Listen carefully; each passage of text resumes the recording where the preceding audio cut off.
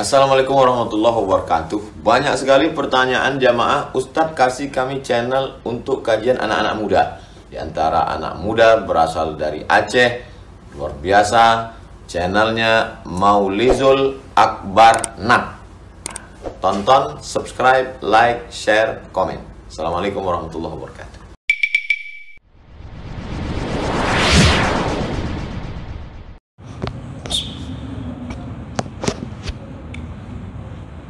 Assalamualaikum warahmatullahi wabarakatuh.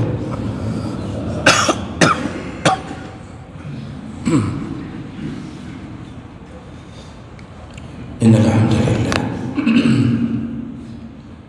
nasta'inuhu wa nastaghfiruh wa na'udzu bihi min shururi anfusina wa min sayyiati a'malina. Man yahdihillahu fala mudilla lahu wa man yudlil fala hadiya lahu. أشهد أن لا إله إلا الله وحده لا شريك له وأشهد أن محمدا عبده ورسوله الكريم. اللهم صل وسلم على نبينا المصطفى محمد وعلى آله وأصحابه أجمعين. أما بعد، رب اشرح لي صدري ويسر لي أمري واحلل عقدة من لساني يفقهوا قولي. Segala puji bagi Allah, kemudian salawat dan salam kepada Rasulullah, pada keluarga dan seluruh sahabat-sahabatnya yang Allah muliakan. InsyaAllah bapak-bapak, ibu-ibu, jamaah salat subuh yang berhadir karena Allah, mudah-mudahan Allah balas dengan pahala yang berlimpah insyaAllah.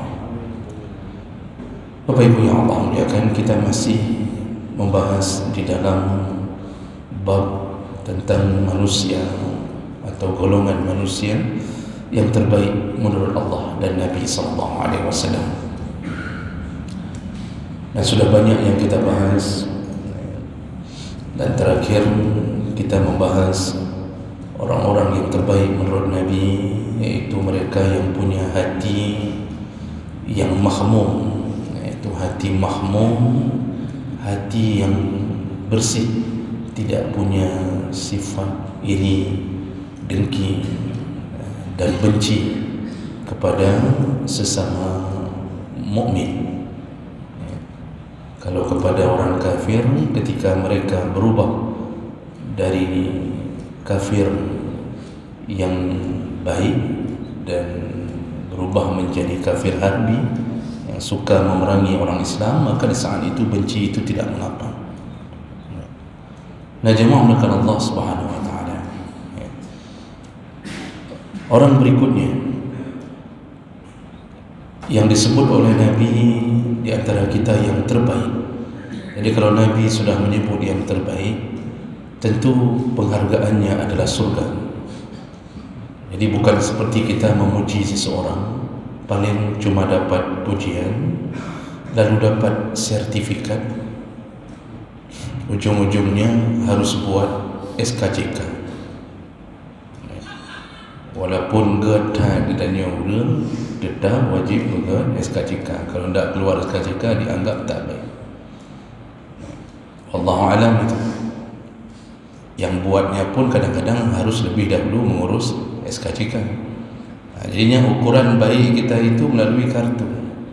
Tapi kalau Nabi yang bilang terbaik, bukan hanya pujian, bukan hanya dipamerkan Allah, tetapi pasti balasannya surga.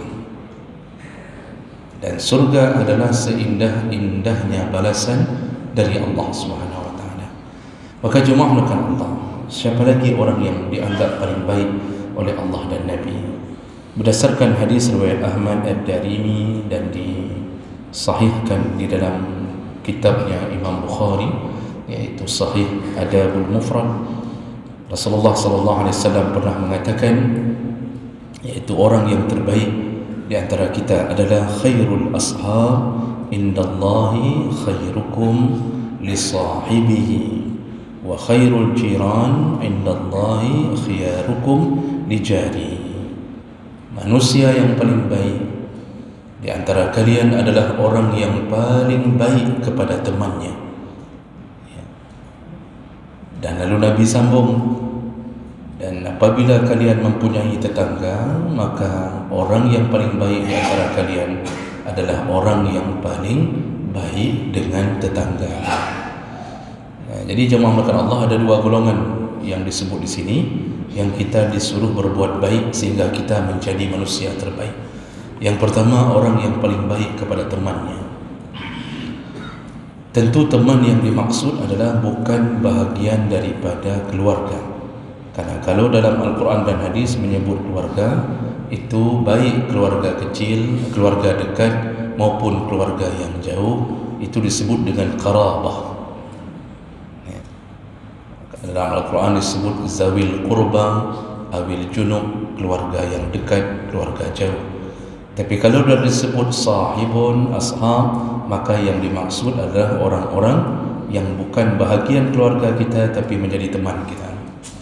Nah, di saat berteman, maka apapun yang kita lakukan, yang pantang kita lakukan kepada teman kita adalah pengkhianatan.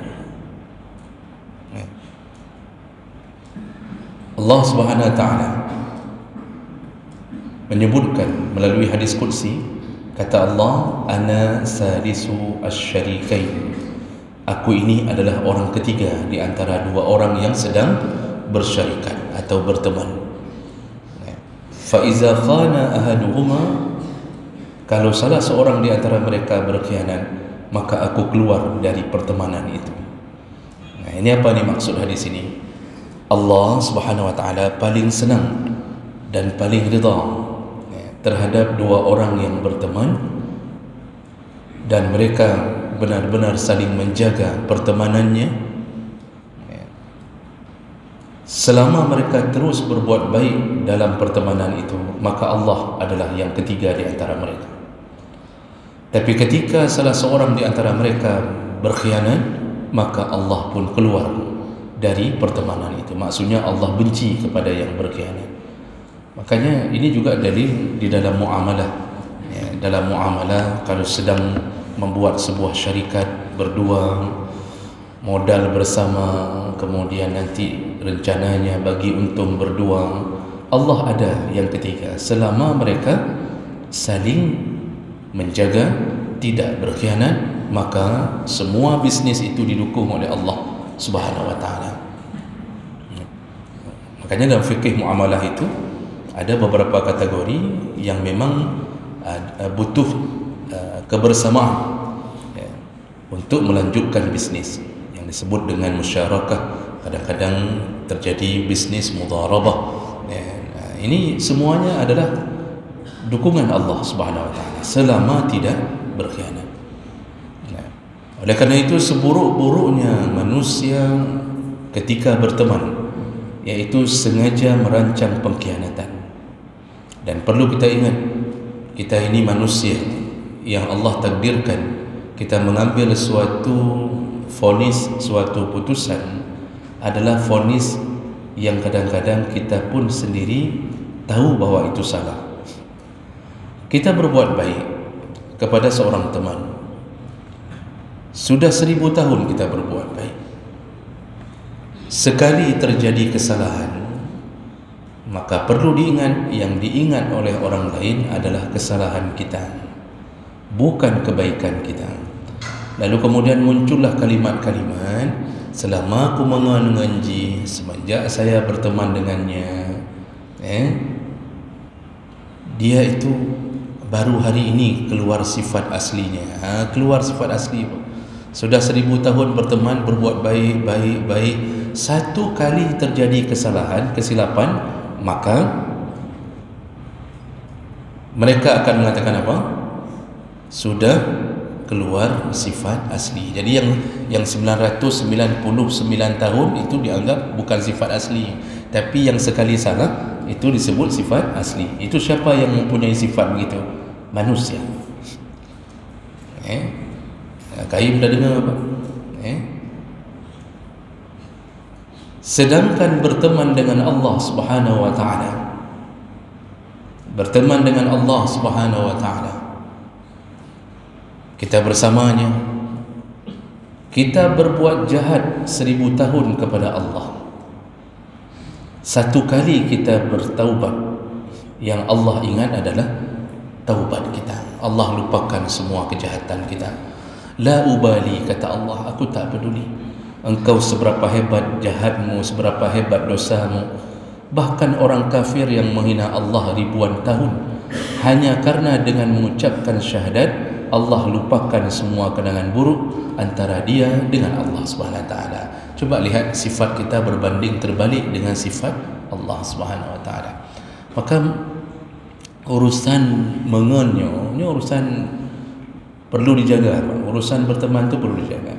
Ya, kalau sudah terjadi kesalahan, maka segeralah memohon maaf dan segeralah maafkan kalau itu bukan kesalahan yang menyebabkan hancurnya hidup. Ya. Jadi jemaah melakukan Allah Subhanahu Wa Taala. Ini adalah orang-orang yang terbaik ketika menjaga pertemanannya. Namun hari ini orang perlu tahu siapa yang disebut teman terbaik itu. Karena hari ini semua disebut teman terbaik asal mau mengikuti nafsu bersama. Seperti seorang ayah disebut baik oleh anaknya hanya karena ayah membiarkan anaknya melakukan apapun yang disukai oleh anaknya, maka ayah itu disebut orang baik. Seorang anak perempuan mengatakan, terima kasih ayah, engkau sangat pengertian, engkau baik sekali. Ya, kenapa? Rupanya ayahnya mengizinkan dia pacaran. Maka kaget tak makna. Dia akan ceritakan kepada semua teman-temannya, ayahku begitu pengertian. Ya. Kalau pacarku datang ke rumah, dia tak pernah marah. Nyan kaget, nyan cukup baik sama anak ni. Jadi disebut ayah baik, ayah pengertian. Seorang yang berteman dan punya teman yang sangat lekat, lengket, kemana-mana bersama, atau bahasa hari ini disebut bestie. Ini dengan teman ini, bestie ini kemana berdua, mengupat berdua, kemudian belanja, menghabiskan harta berdua, ke serba 35,000 berdua, kok nanti wate pubuk jahat berdua juga. Tapi bestie, dia akan mengatakan, temanku itu Masya Allah baik sekali orangnya, tak pernah kami ribut-ribut. Ya, tak pernah ribut lah, karena kalau mengupat pun sama-sama saling mendukung. Menasihati temannya, pakailah jilbab yang kecil sikit, janganlah kayak ibu-ibu pengajian. Itu dianggap teman baik, saling mendukung. Nah, oleh karena itu banyak orang yang mengira bahwa siapa teman yang baik. Teman yang dianggap baik oleh Allah dan kita pun dianggap terbaik ketika berbuat baik dengannya siapa? Ada perkataan para ulama untuk meringkas sifat yang dimaksud oleh Allah dan Nabi. Apa kata para ulama? Sadiquka man sadaqaka wala man saddaqaka. Tahukah engkau teman terbaik? Teman terbaikmu adalah orang yang selalu berani mengatakan yang benar di hadapanmu, bukan yang membenar-benarkanmu. Itu definisi terbaik, Pak. Songan yang paling good. Siapa teman terbaik? Yaitu teman yang berani mengatakan yang benar di hadapanmu, bukan yang membenar-benarkanmu. Di saat kita berteman, lalu kita tidak salat subuh, maka teman itu berani mengatakan, kenapa kau tak salat subuh? Tidak tahukah bahawa itu berdosa? Tidak tahukah ancamannya neraka? Ketika kita mencoba untuk mengambil uang di bank dengan cara riba, maka teman itu pula yang menasihatinya, janganlah ke situ.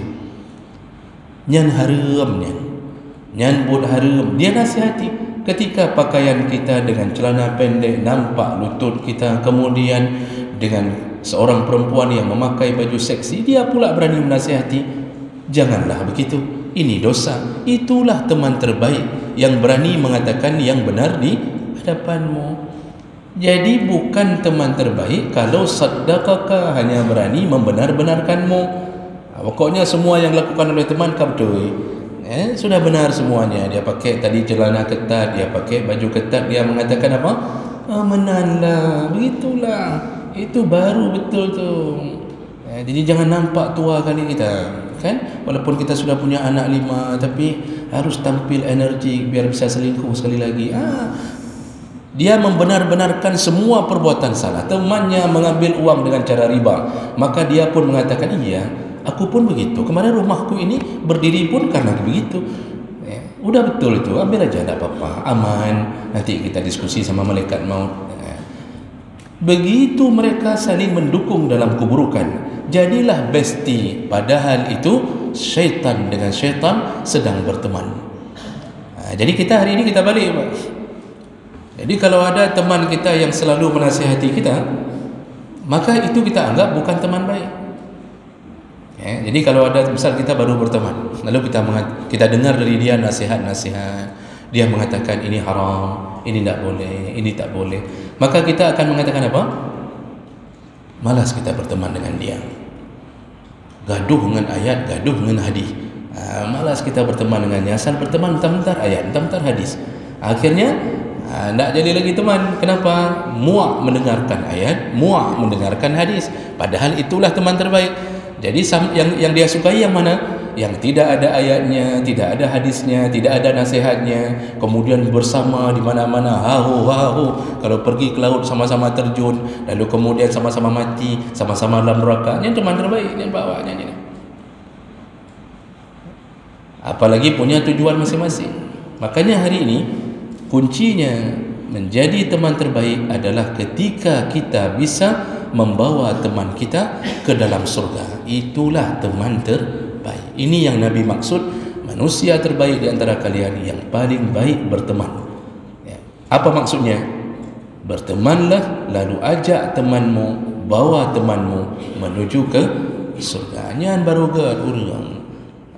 Makanya kita hari ini hana bacut genang nasihat, ikah besok malam ke. Sudah berubah.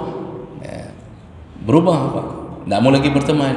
Kenapa? Dianggap dia digurui, dianggap sedang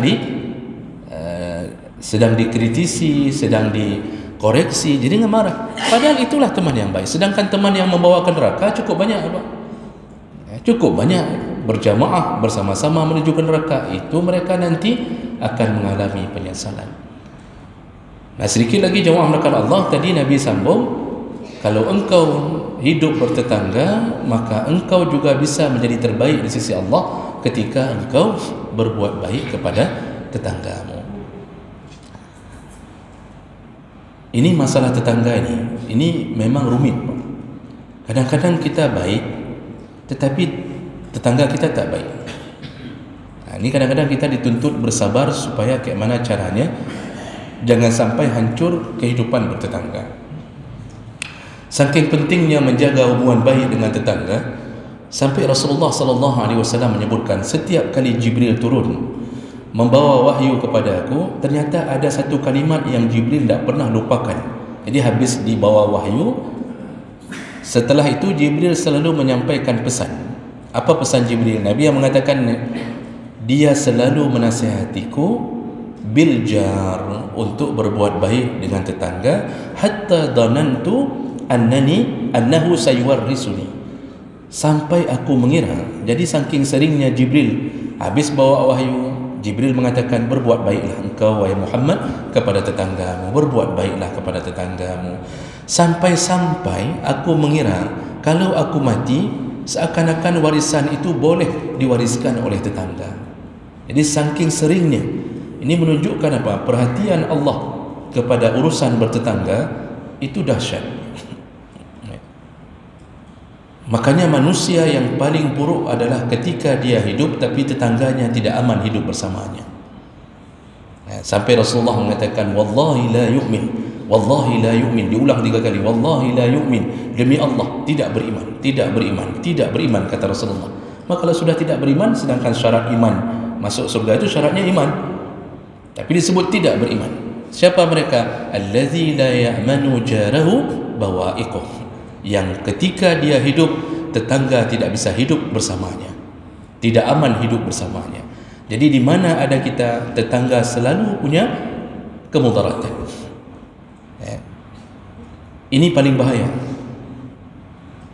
Apa contoh perbuatan kita yang paling sering menyakiti tetangga, Pak?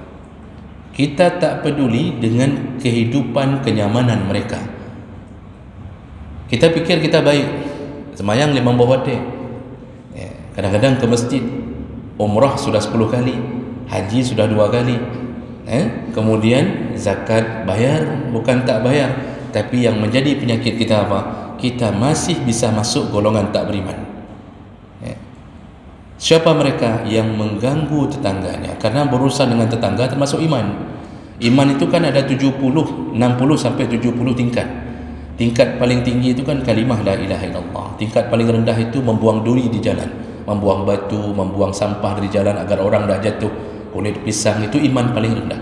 Tapi sudah beriman.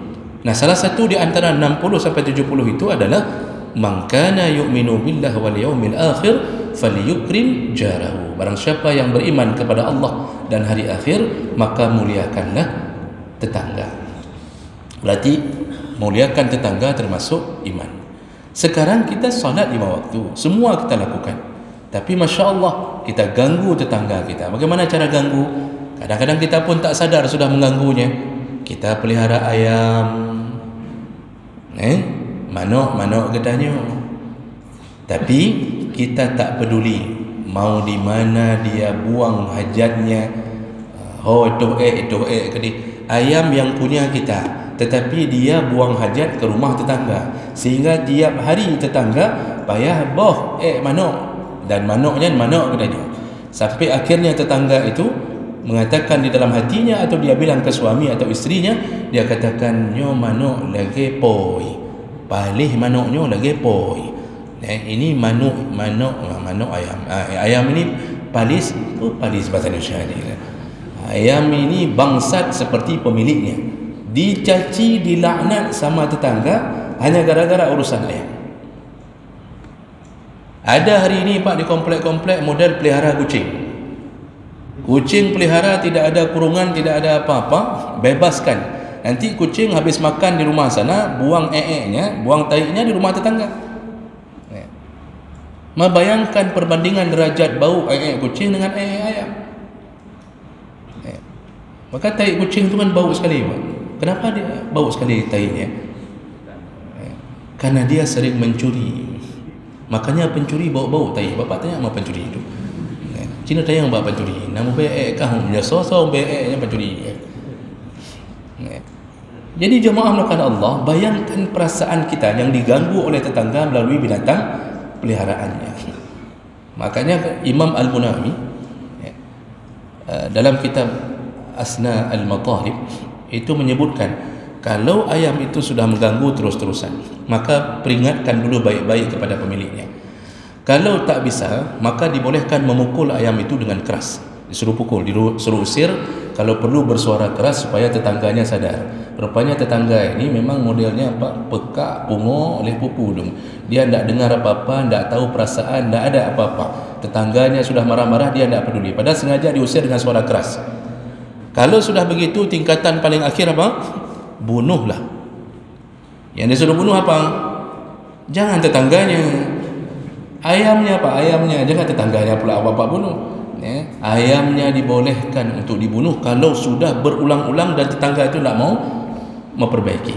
Hanya kaji pejuk racun, minta racun-racun, kaji pemati.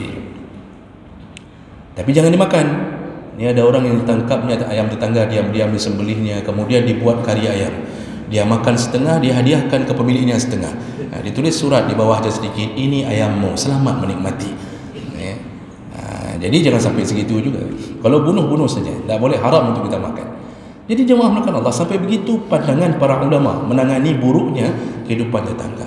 Itu belum lagi air yang jatuh dari seng, yang kemudian di dalam saluran itu, talang itu kita tak peduli, jatuh ke rumah tetangga, jatuhlah.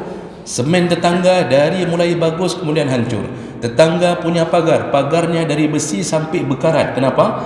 Air tumpahan dari seng kita biarkan talangannya ke rumah tetangga, atau kita biarkan airnya tumpah ke atas seng tetangga sehingga dia tak bisa tidur, dia kemudian lama-lama bocor sengnya. Itu semua perbuatan yang menunjukkan kita tak beriman. Maka jangan ganggu tetangga, karena tetangga adalah orang yang paling cepat, paling memperhatikan kita di saat keluarga kita belum datang untuk menolong kita. Dan terakhir, Kita perlu tahu, ketika kita meninggal dunia, kalau ada 4 tetangga yang bersaksi bahwa kita adalah orang baik, maka insya Allah diampunkan dosa, lalu kemudian Allah masukkan surga bagi si jenazah. Nabi yang mengatakannya, kalau salah seorang dari muslim meninggal dunia, fayashhadu lahu arba'atan min jiranihi al-adadin, kalau seorang mukmin meninggal dunia lalu 4 tetangga terdekatnya mengatakan dia orang baik, selama hidup bersama kami tak mendapatkan kejahatannya, semua mengakui naga, ini 4 tetangga terbaik ini maksudnya paling dekat, kanan, kiri, depan, belakang, semua mengatakan kok bapaknya baik sekali, bapak itu baik sekali, ibu itu, kalau ada kuah beli diantarkan ke kami, kalau ada makanan-makanan yang enak kami diantarkan. Semua mengakui baik. Apa kata Nabi? Allah berkata, laqad qabiltu qawlakum wa ghafartu lahu ma la ta'lamun. Telah ku dengarkan perkataan kalian, telah ku terima permohonan kalian, ku ampunkan jenazah ini dan ku berikan sesuatu yang kalian bahkan tak tahu. Maksudnya adalah surga. Maka berbaik-baiklah dengan tetangga agar kita menjadi orang baik. Demikian, mudah-mudahan bermanfaat dan semoga kita semuanya dikumpulkan Allah di dalam surganya. Amin ya rabbal alamin. Subhanakallahumma bihamdik, asyhadu an la ilaha illa anta, astaghfiruka wa atubu ilaik. Wassalamualaikum warahmatullahi wabarakatuh.